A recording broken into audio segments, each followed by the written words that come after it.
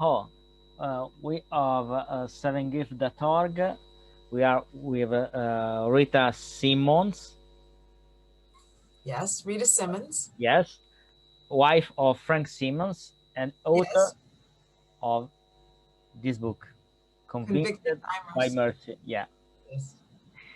edited by Human Adventure Books. Yes, they're the Correct? publishers. Yeah, And my editor, Maria Angela Crema. it's Italian. She's Italian and well, she's American, Yeah. but she lives in Italy Okay. with her husband, Luigi Crema. Okay. I Yes. don't. I don't. I don't. So, dear Rita, uh, in the meantime, I would ask you to thank you for sharing your story with your husband Frank with us. Uh, where did this need come from? What circumstances led you to write a book to tell about this belief? I wanted everyone to know my husband because he was an exceptional man.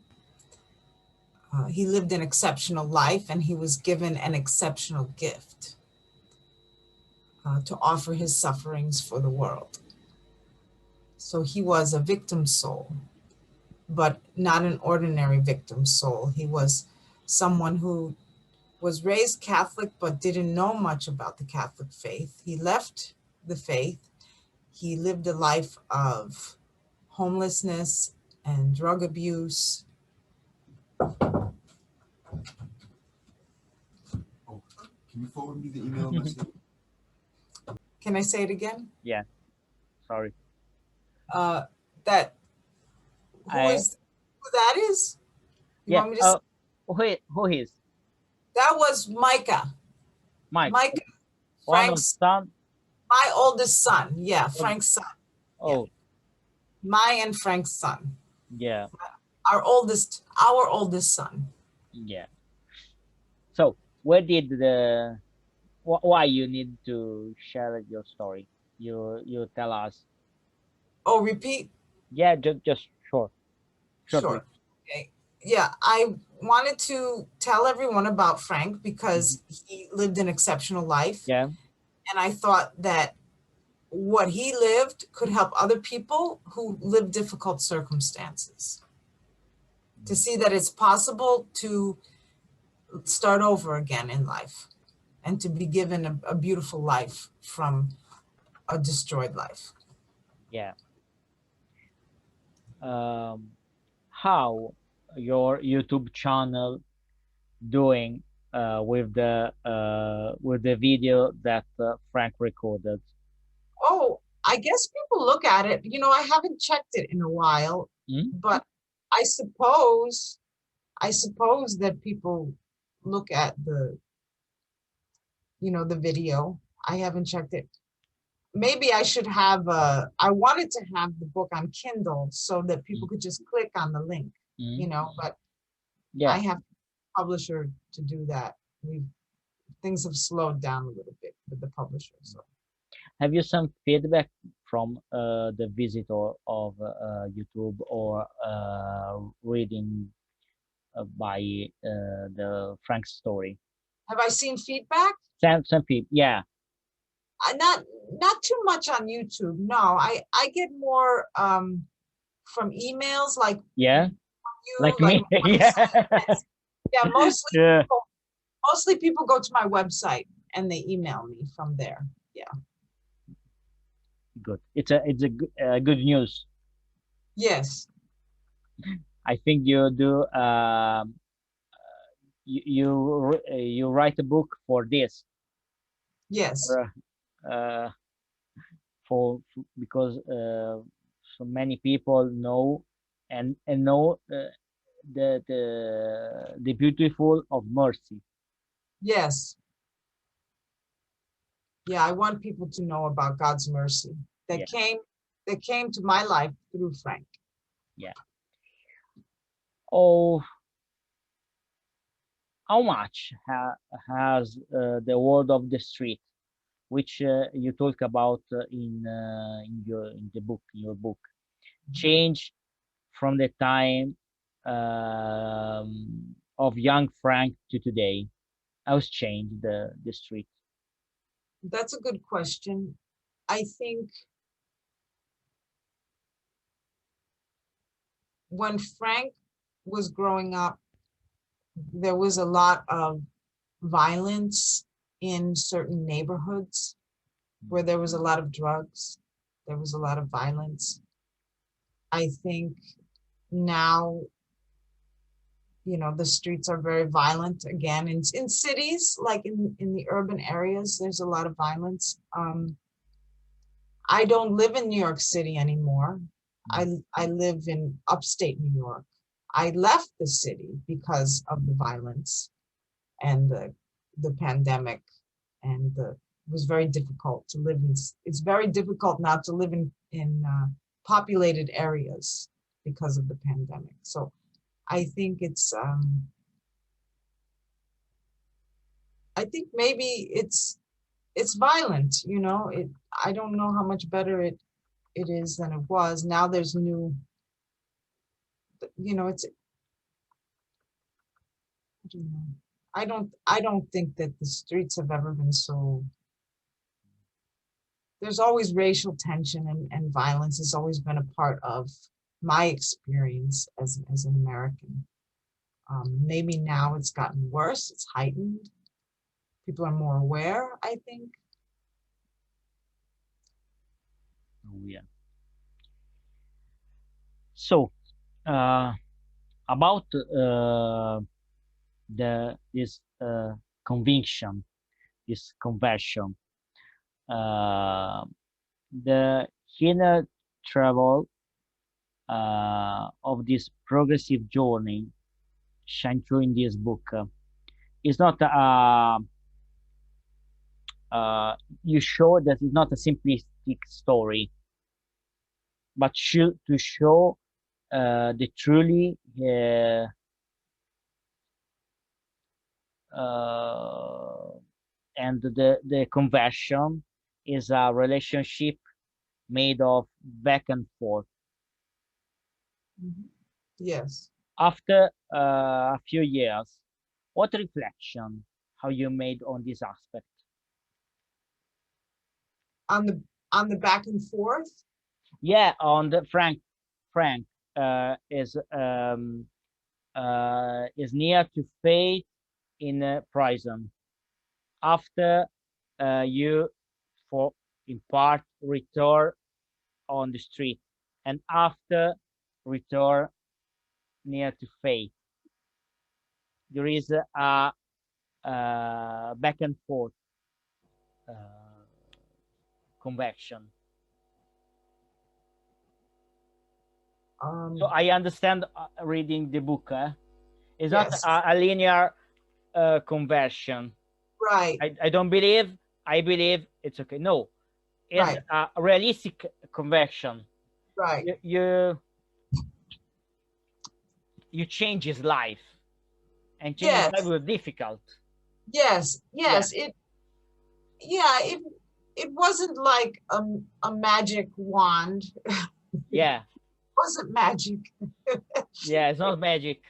Right. It was a conversion through the flesh. Yeah, Yeah. It was not easy. It was a lot of compromise in my relationship with Frank.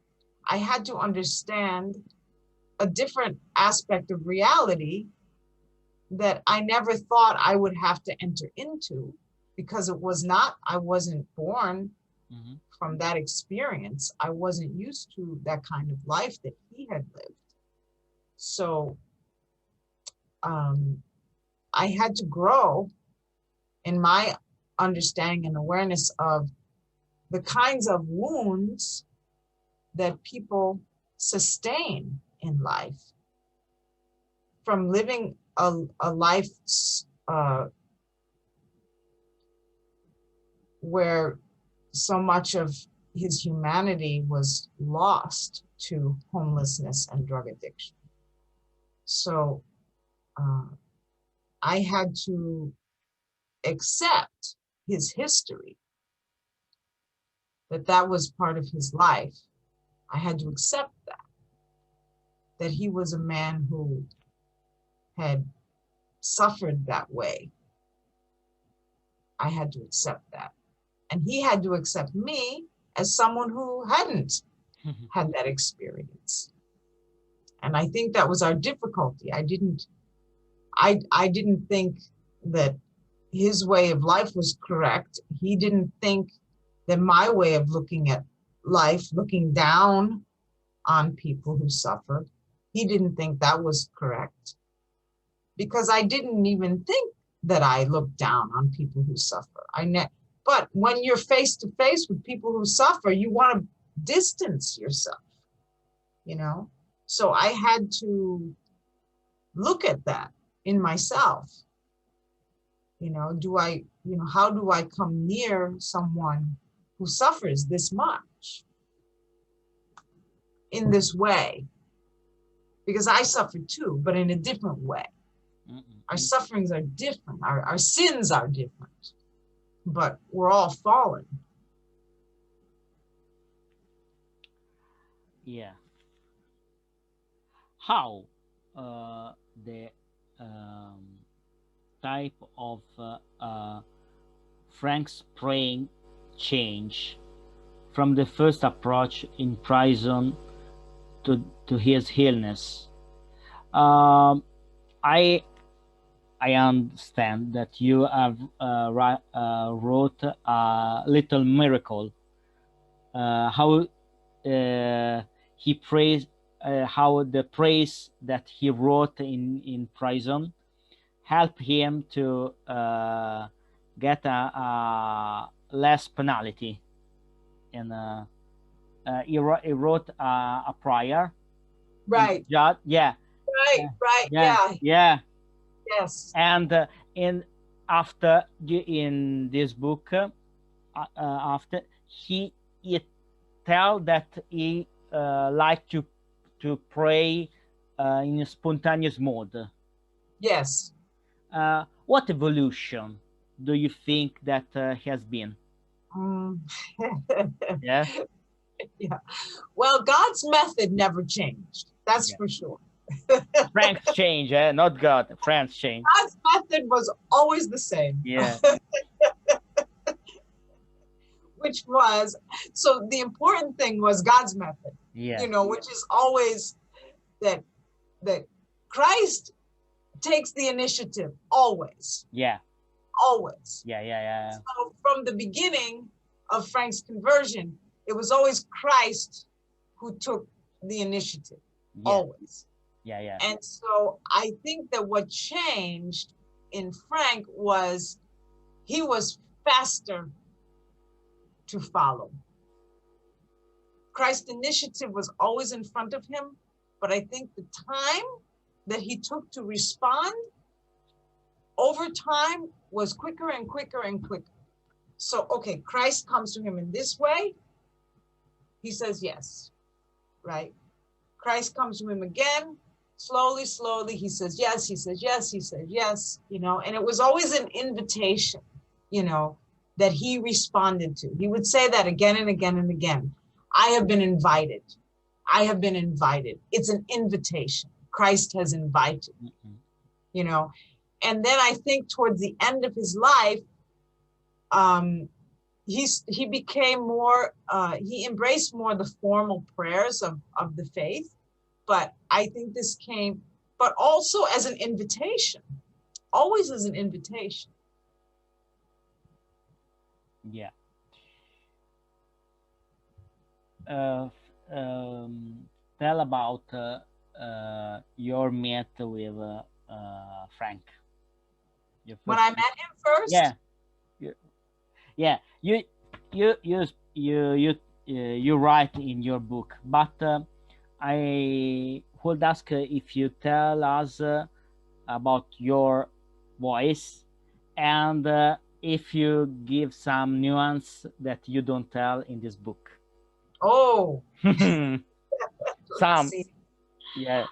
well, actually, I don't know if I wrote this in the book or not. I mean, I've written so many different things, you know, but the very first time that I met Frank was when I was in a play.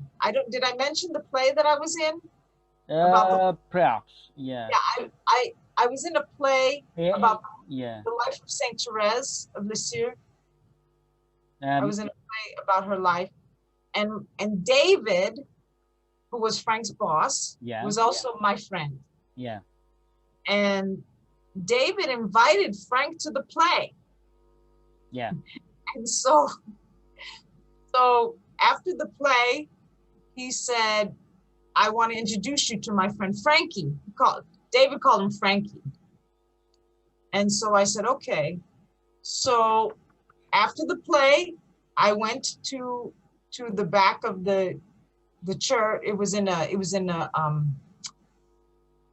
hall, a church hall that had a stage. And after the play, Frank was standing at the back of the hall, and I think I was still wearing my my habit, my nun's habit from my costume in the play.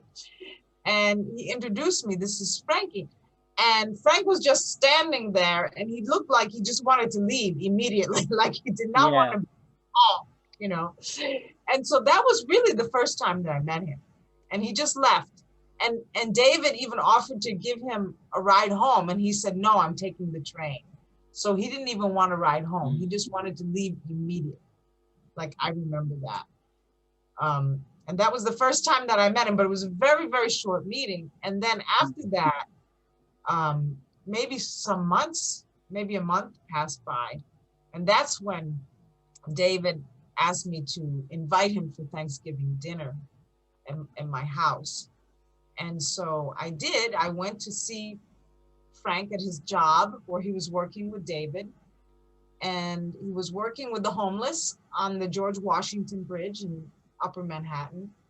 And that's when I first really got a chance to talk to him. And I saw him in action. He was in the little satellite office that they had where the homeless people would come.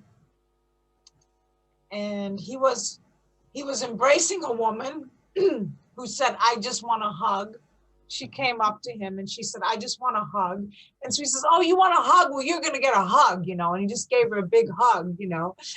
And I was really impressed, you know, because people were just coming to him, asking him for a hug, you know, these homeless people on the street. And he was still homeless. He was living in a shelter. And he was still under the influence of drug addiction. But yet he's had this charisma about him. Like, you had to notice him. He stood out, you know, among people.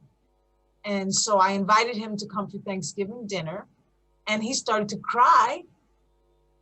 And he said, thank you, thank you. That means so much to me. Your invitation means so much to me, but I'm sorry I can't accept. Mm-hmm. And I said, are you sure? And he said, I'm sure. And, you know, that was right before he had his big conversion experience. Wow. What, after some times, what memory do you have of your marriage, and why, for you, in your opinion, is it still important today to consecrate our love to God? After some time thinking about my marriage, I think about my marriage as virginity. Because, you know, obviously we're not talking about physical virginity in marriage, but I think every relationship I try to live modeled on the relationship that we have with Christ. So with Frank, excuse me, I couldn't possess. He was a man you couldn't, like, you know, possess. You couldn't tell him what to do. He was a very free person. He was a very, very free person. And he spoke his mind. You know, he wasn't, if he didn't like something, if it didn't sit right with him, he had no problem saying, no, I'm not doing that. That's not me. That's not what I like. You know, like he was very strong in that sense. He had a very strong sense of who he was and of what he'd been delivered from. Like he was very aware of that, you know, how his life had come forth, how he had changed, how much he wanted to be himself. That was very important for him. So I think that because he was that kind of a man that was very strong, I had to love him for who he was, not as my project or my possession. And that was a great gift, because a lot of people said to me, Rita, you know, you really shared Frank with the world. He was your husband, but you shared him with the world. And I said, that was my joy. Because when I accepted that Frank was, like I said, when I first met him, he was hugging someone. She came, I want to hug, and he hugged her. You know, that was the person that I married. Someone who wanted to embrace the world.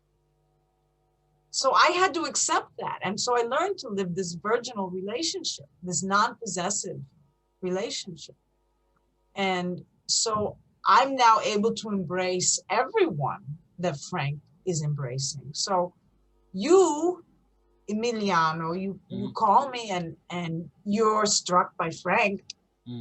So I embrace you because Frank is embracing you. Yeah. I'm embracing you.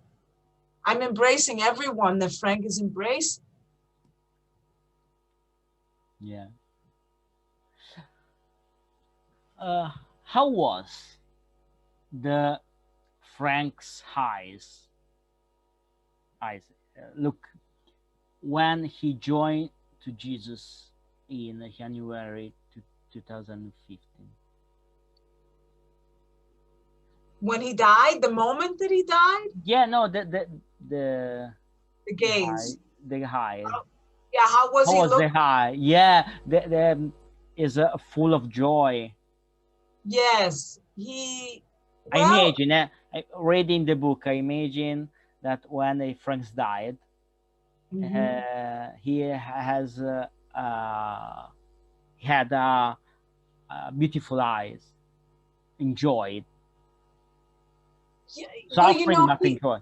He was always himself. Yeah. He was always himself. And he was always looking to the other. He was outer directed. He wasn't focused on himself and the bad things that he did. He wasn't full of guilt. He was very outer directed. And so I think he was peaceful. He was funny. Right up until the end, he was making jokes, very funny jokes. Yeah. He was giving himself. He was talking like, he spoke to people like he was going to be with them forever. Like there was no division between this life and the next life, like that the communication was going to continue. Yeah. He wasn't saying goodbye to people. There was a continuity, in his way of being with. He knew that this relationship was going to continue, so it wasn't like there was no finality to his death. It was just a great mystery, a great curiosity. People were in wonder, in front of Frank and in front of me. People thought I was crazy because I was happy, and I was smiling at the funeral. I was in awe. Mm-mm. I was proud. I was proud of my husband, you Yeah, know. I like this picture. I like your his look, His gaze, his his gaze. gaze. Yeah, Yeah, I like. yeah. That's how he looked. Yeah, he was a deep person, but Frank wasn't weird. You Mm. understand? Yeah. He was normal. Mm. He was a normal man. He was A very normal. the Christian must be happy. Yes, Uh, not happy Christian is a bad Christian. right. But Emiliano, he was very normal. He Yeah, was a very normal man. yeah. No, yeah, yeah, He liked to he liked to gamble, he liked to, he liked everything that a man likes to do. He was, yeah. Yeah, we are normal people, but we are normal people crazy because the Jesus love yeah, change yeah, ourselves. right. But he wasn't crazy. I mean, he was very normal. Yeah, He was very, I don't know. He was a straight talker, like he just knew how to talk straight. Even though he was already in another world, but he was very down to earth. Like yeah. I don't know how to explain it, but he We live was in really yeah we normal, live yeah. normal man. In your book, I depending what I understand, but I think that you tell about your conversion Yes, yes. from life consecrated to wife and mother. Uh, how is how do you see your path now? That's a good question. Good question. Yeah,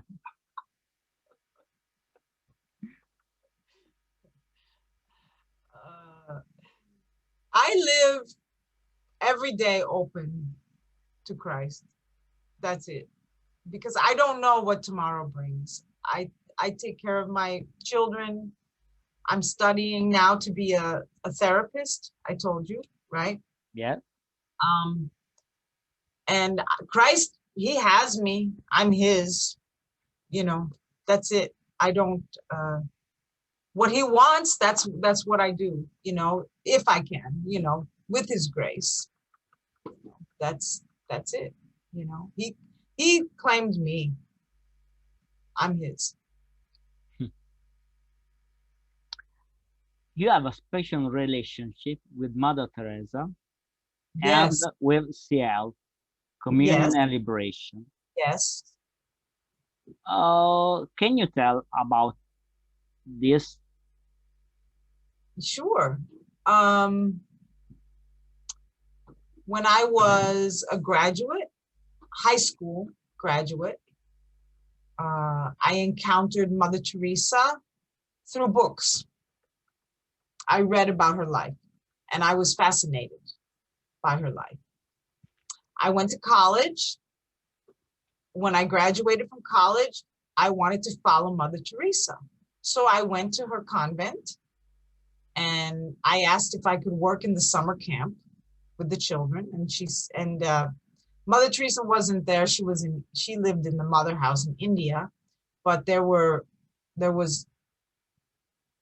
two houses in New York City when I went. And so I went to the mother house in the Bronx, and they allowed me to live in the shelter and work in the children's camp. After that summer, I asked if I could join the sisters.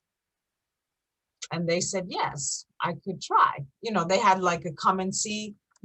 There's the come and see, this is the first part, then the aspirancy, then the postulancy, then the novitiate, So I was there for a year and a half.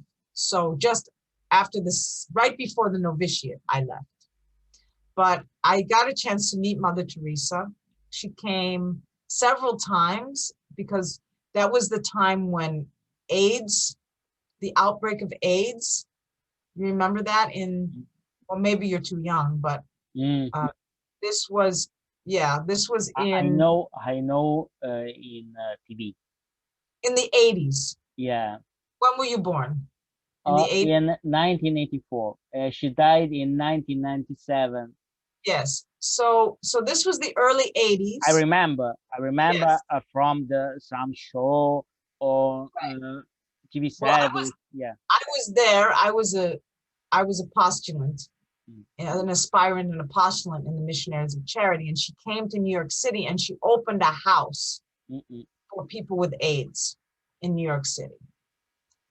And I helped the sisters. I was one of the sisters that cleaned, washed the floor, before the house was opened. It was called The Gift of Love.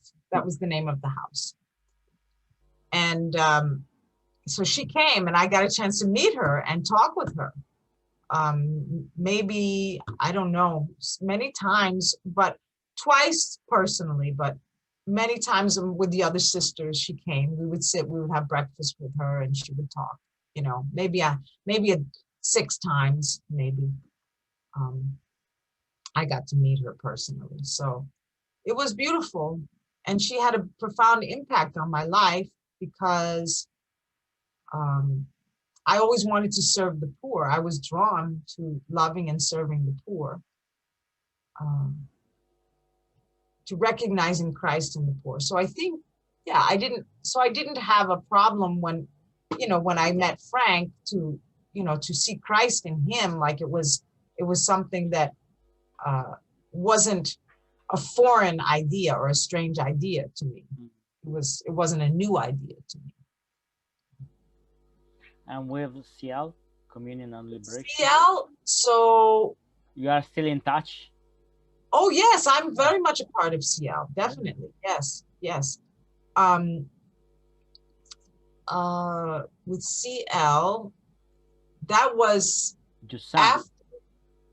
Yeah, Father Giussani. That was in 1988. Yeah. So I left the Missionaries of Charity in 86. Yeah, I left the Missionaries of Charity in 1986, and then I met Comunione e Liberazione in 1988. And it was a friend of mine that I had gone to college with. He had met a group, they were mostly Italians at that time, and they were meeting at St. Patrick's Cathedral. I was living in Manhattan, and they were meeting at St. Patrick's Cathedral in Midtown Manhattan. And we loved them. The Americans loved the Italians. Yeah. We really loved them. And because we had so much fun and we ate well and we laughed and we talked and we met the humanity of Christ. I think when we met CL, we met the humanity of Christ, like that God was a man, that he was very human. Yeah, yes. And that was what really impressed me, that I could live my humanity fully. For joke, you have the president, we have the Pope. So, have you share your story around the USA and in Italy? Yes, I mean, many people know Frank in Italy because he has friends who he met in the States who went back to Italy, some very close friends. And he was in a couple movies that they made in CL, in presentations and things like that. So he is known by some people in CL, definitely. Well, you read in the book, like the people in CL who knew him, who wrote about him, Giorgio Vitadini wrote about him, and he met Father Corone. Yeah, we must translate it in Italian. Yeah, I think I'm going to get it translated into Italian. I think I will. Yeah, I have to talk to Human Adventure Books. Yeah. So, The last question. Do you miss your husband? What comfort you find in prayer, in sacrament, and in the embrace of your children? Well, I'm not married anymore, Mm. so I don't consider myself married. But I still consider Frank my husband. I don't know. Yeah, I mean, it was your husband. yes, but he's not anymore. You No, know, is there's your friend is your brother. Brother is no, I Christian can't say brother either. That's too strange. I in don't. Christ. In Christ. Yeah, yeah, Said Jesus. yes. In the other, we are brother and sister. I'm still very devoted to my husband. I'm Yeah. very devoted to him. But our marriage is ended. Our marriage is over. You know, Yeah. and I can say I'm happy about that because I fulfilled my marriage to Frank. I fulfill. You can't say that, right? You're married, right? Yeah. You're married. You Mm, have. no, still. You're not married anymore. No, I married in 2021. Oh, you just got married? Yeah, it's near. What do you mean? Yeah. Near in September.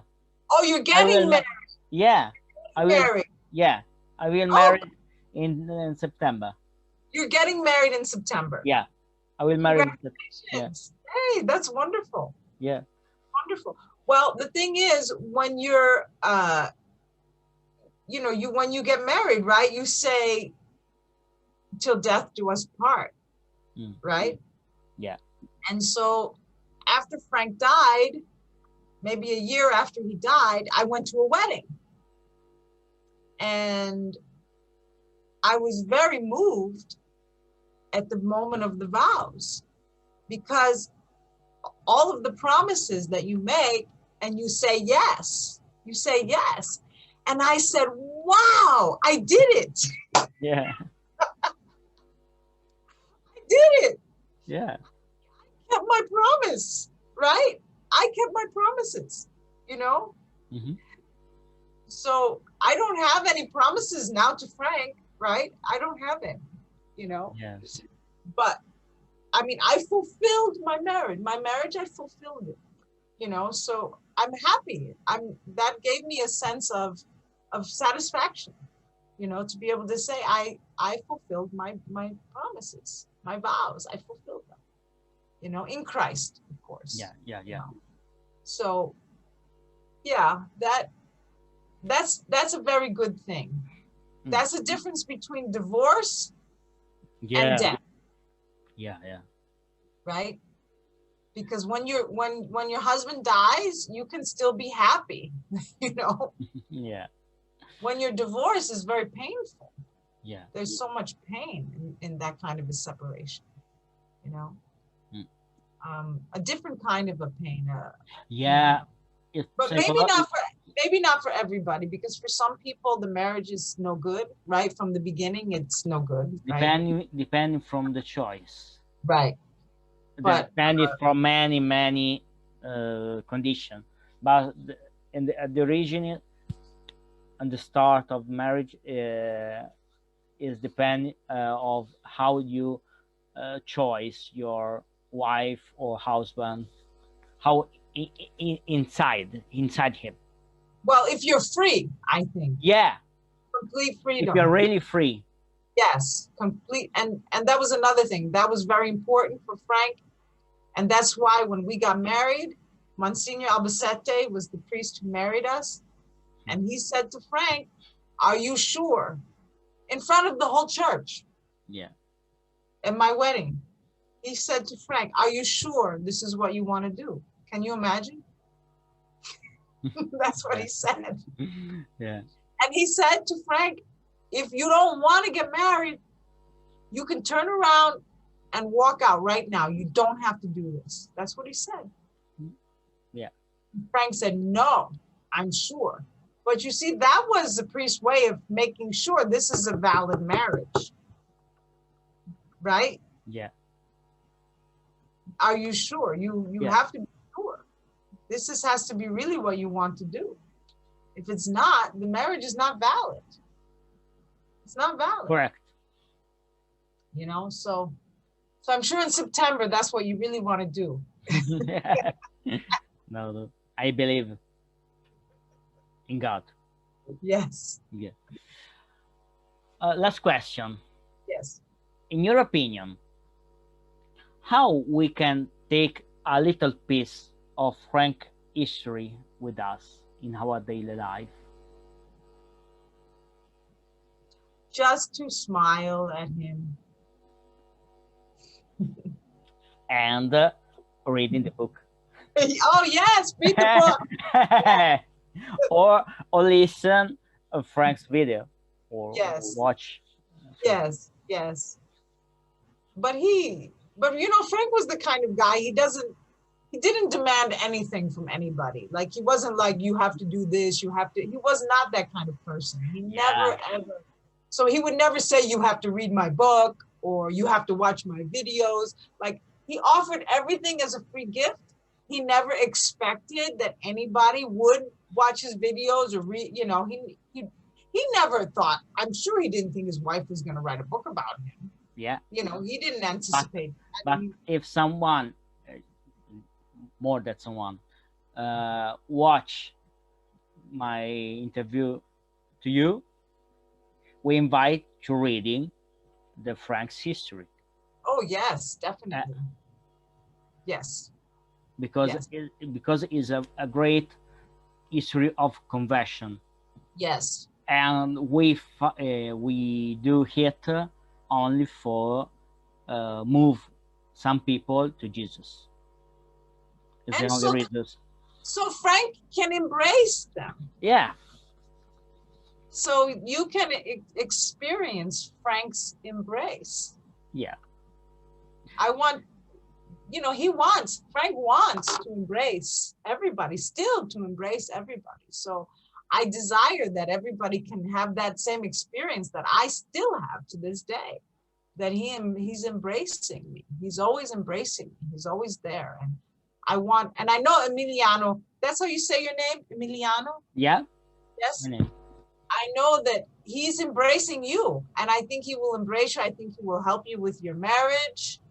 I think that he wants your friendship. I think you're his friend now. I think he's going to stay with you. He won't abandon you now. I mean, you made a big effort, you know, to come towards him. He's moved by you. He's very moved by you. I'm sure. I'm moved by you. I'm grateful to you. Yeah. You know. Yeah. So I hope you stay in touch and let me know how things are going. Yeah.